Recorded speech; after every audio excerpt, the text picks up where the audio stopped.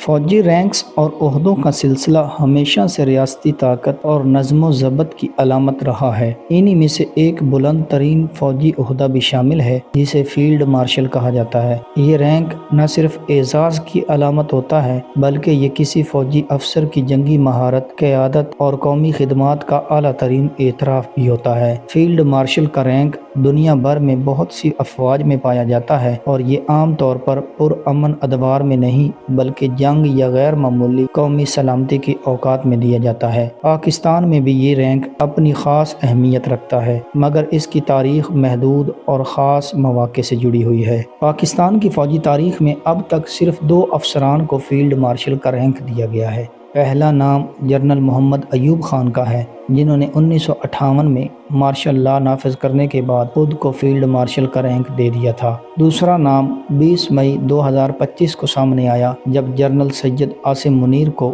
ان کی عسکری خدمات اور قومی دفاع کے لیے اپنی حکمت عملی اور حالیہ بنیان مرصوص آپریشن کی کامیابی کے اعتراف میں فیلڈ مارشل کے رینک پر ترقی دی گئی۔ فیلڈ مارشل کا رینک عام طور پر ایک اعزازی مگر باوقار اور علامتی منصب ہوتا ہے۔ اس رینک پر فائز شخص کو روزمرہ عسکری کمانڈ کی ذمہ داریاں نہیں سونپی جاتی بلکہ یہ ایک قومی عسکری علامت کی حیثیت رکھتا ہے۔ اگرچہ عملی طور پر یہ رینک زیادہ تر ریٹائرمنٹ یا جنگی فتوحات کے بعد دیا جاتا ہے مگر یہ عسکری روایات میں ایک مستقل حیثیت رکھتا ہے۔ دنیا کی بڑی افواج جیسے کہ برطانیہ، روس، چین، بھارت اور جرمنی میں بھی فیلڈ مارشل کے رینک کو اعزازی مگر قابل قدر حیثیت حاصل ہے۔ بھارت میں یہ رینک سابق جنرل سم مانکشا اور کے ایم کاری اپا کو دیا گیا جنہوں نے غیر معمولی جنگی خدمات انجام دی تھیں۔ فیلڈ مارشل کا عہدہ اعزازی ہوتا ہے اور تا حیات ہوتا ہے، یعنی جس افسر کو فیلڈ مارشل کا رینک دیا جاتا ہے وہ ریٹائرمنٹ کے بعد بھی تا حیات فیلڈ مارشل ہی رہتا ہے۔